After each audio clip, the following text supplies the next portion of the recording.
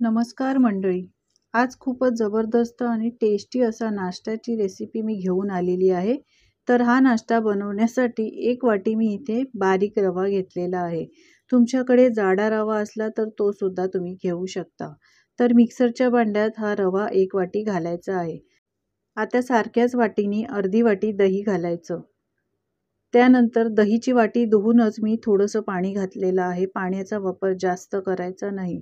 आधी सुरुवातीला थोडंसंच पाण्याचा वापर करायचा आणि अशा पद्धतीने ही पेस्ट वाटून घ्यायची. ही पेस्ट आता म्हणजेच रव्याची पेस्ट बारीक केलेली एका बाउलमध्ये काढून घ्यायची. आता यामध्ये काही आपण भाज्यांचा वापर करणार आहोत. तर इथे मी एक बारीक चिरलेला कांदा, एक टोमॅटो बारीक चिरलेला, एक किसलेलं गाजर, एक बारीक चिरलेली सिमला मिरची, तुमच्याकडे ज्या भाज्या असतील त्या तुम्ही इथे घालू शकता. 2 हिरव्या मिरच्या बारीक करून घेतलेल्या आहेत.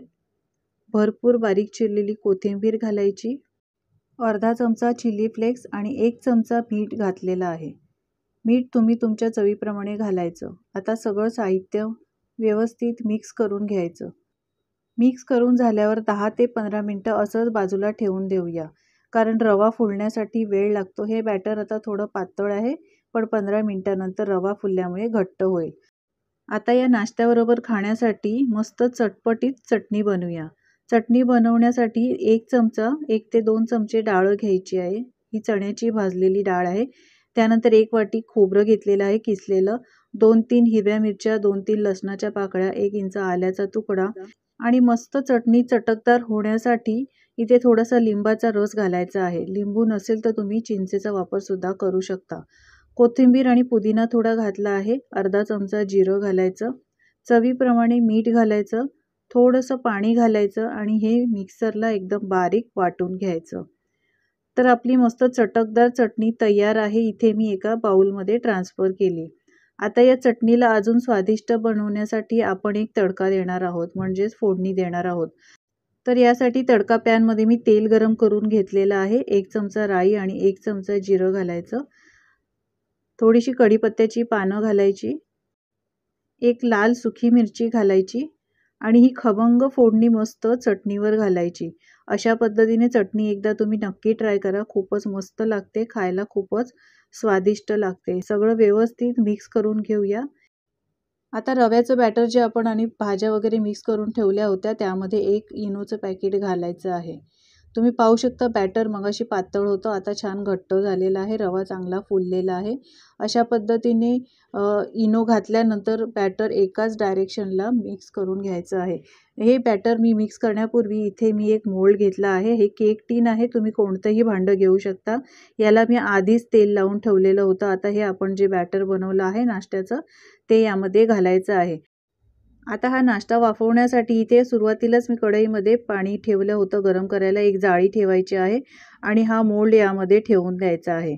आता यावर चटपटीतपणा अजून येण्यासाठी आणि छान दिसण्यासाठी थोडासा मिरची पावडर किंवा पावभाजी मसाला स्प्रिंकल करायचा आहे. यामुळे टेस्टसुद्धा खूप छान लागते. आता यावर झाकण ठेवायचं आहे आणि 10 ते 15 मिनिटं मंद गॅसवर हा नाश्ता वाफवून घ्यायचा आहे. तर 15 मिनिटं झालेली आहे. तुम्ही पाहू शकता आता मस्त हा नाश्ता वाफवून झालेला आहे. चांगला फुललासुद्धा आहे. आता पूर्णपणे थंड करून घ्यायचं, त्याशिवाय याला अजिबात हात लावायचा नाही.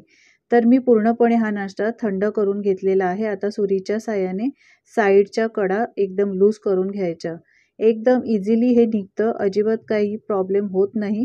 अशा पद्धतीने हातावर घेऊन ते डिमोल्ड करायचं आहे. तर तुम्ही बघू शकता एकदम इझिली निघालेला आहे. आता सुरीने आपण हे कट करून घेणार आहोत. तुम्ही पाहू शकता किती मस्त हा आपला रव्याचा नाश्ता तयार झालेला आहे. आता सुरीने याचे पीसेस कट करून घ्यायचे आहेत. अशा पद्धतीने मंडळी एकदा नाश्ता तुम्ही नक्की ट्राय करून बघा. खूपच टेस्टी लागतो. झटपट बनतो. अगदी 15 मिनिटात हा नाश्ता बनून तयार होतो. शिवाय चटणी देखील आपण खूपच मस्त चटपटीत अशी बनवलेली आहे. मुलांना हा नाश्ता एकदा नक्की बनवून द्या. मुलेच काय मोठेसुद्धा आवडीने हा नाश्ता खातील. जास्त वेळ अजिबात लागत नाही. तुम्ही पाहू शकता मस्त सॉफ्ट असा हा जाळीदार नाश्ता तयार झालेला आहे.